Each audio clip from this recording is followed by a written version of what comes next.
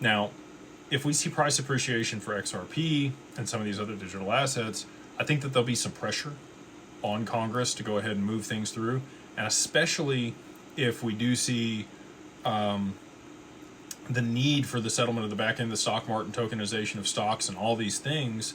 I mean, we just had, New York Stock Exchange come out and talk about tokenizing stocks today. When I was listening to their president at Swell, interviewed by Monica Long, she said, mid to late 2026, they would be tokenizing the stock market. The XRPL has a multi-purpose token that fits the bill for that, but they might use Canton, right? DTCC is invested there, and there's the London Stock Exchange that's talking about Canton. So, and I've given this separation before, but back-end settlement and tokenization of the stock market are two separate things. The money flows and the payment flows between the clearinghouses and the brokers don't necessarily have to coincide with whatever network the stocks are tokenized on. So, I don't know. A lot of people are asking about Canton. We've had a lot of people reach out about that.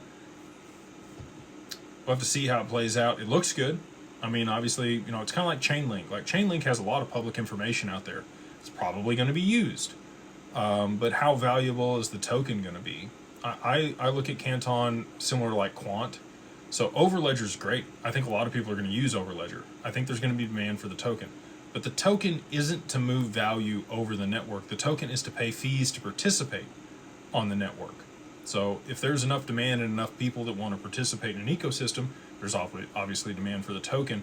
But the volume on the token isn't going to be traded at a high rate, like something like an XRP or an XDC or an XLM, or maybe even an HBAR, right? So, those are kind of the networks that I think are going to have more price appreciation versus like Wormhole is a governance token. We had their CEO on the podcast and ran through, that whole deal with them. They might even, he was, well, I won't go down that road. I keep that to myself.